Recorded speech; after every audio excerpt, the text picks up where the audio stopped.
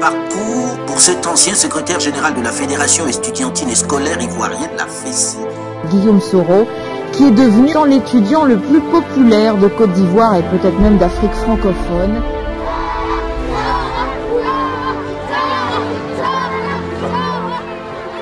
Qui en moins de 10 ans aura été ministre d'État, Premier ministre et maintenant président de l'Assemblée nationale. Je ne dors pas. Quelquefois, je ne mange pas. Je passe mon temps à travailler pour ne pas qu'on dise demain que l'enfant de la gare de Ferké, ce petit Nyarafolo, n'a pas fait son travail. Quelle est la prochaine étape de cette ascension fulgurante? Guillaume Soro, c'est le leader.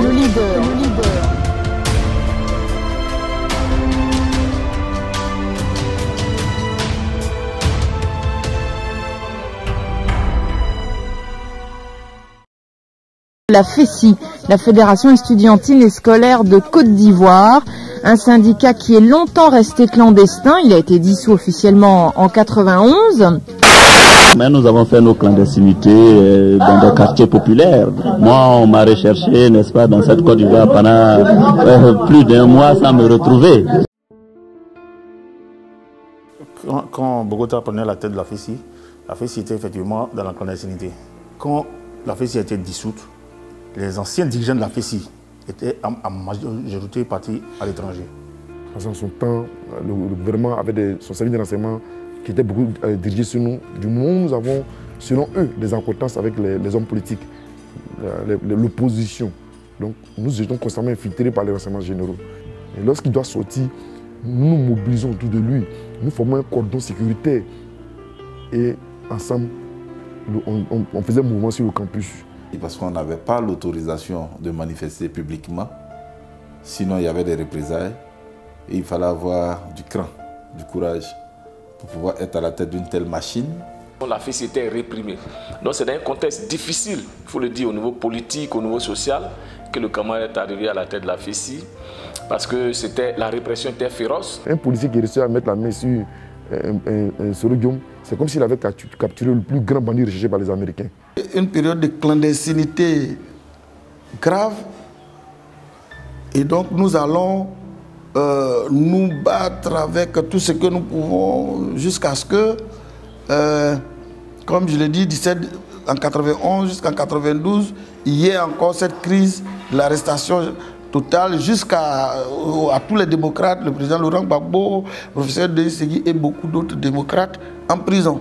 Et on avait assisté de 93 à 95 à une forte migration des responsables de la FESI, c'est-à-dire qu'ils se sont expatriés, ils sont donc allés en exil. Bon, après, nous n'étions plus là.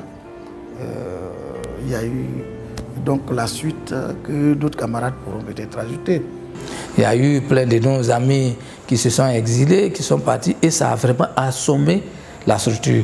Non seulement on était dans la clandestinité, mais la mobilisation n'était plus de mise. Parce que quand on appelait les étudiants, hein, ils ne se reconnaissaient plus en nous. Ils se disent que, bon, écoute, ils vont nous utiliser pour demain aller vous aussi en exil.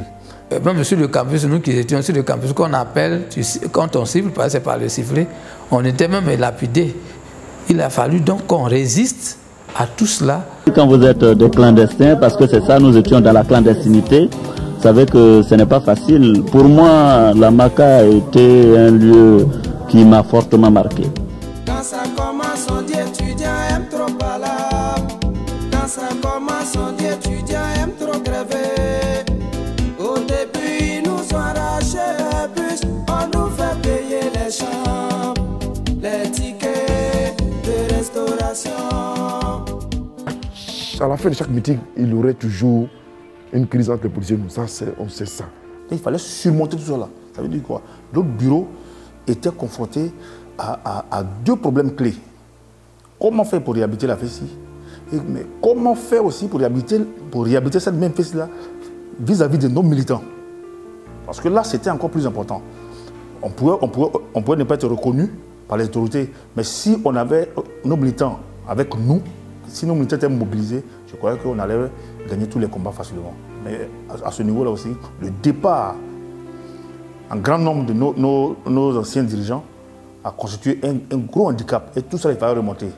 Nous-mêmes, nous avions été contactés pour aller en exil, mais on avait dit non, qu'on resterait. On a fait le serment de rester et de faire en sorte que la FESI soit réhabilitée. Donc pour nous, la réhabilitation de la FESI était l'objectif principal.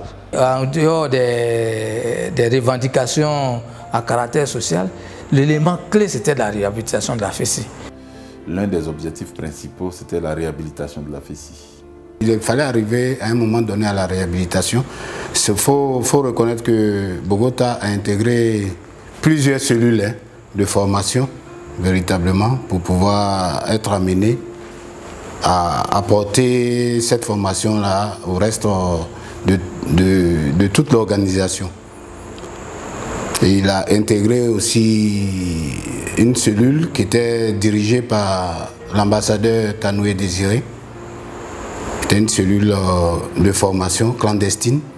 Et je sais qu'à cette période, M. Tanoué était tellement convaincu de la réhabilitation, c'était en 1995, de la réhabilitation de la FESI. Il était vraiment convaincu qu'on arriverait dès 1995, à partir de 1995 du moins, à la réhabilitation de la fédération.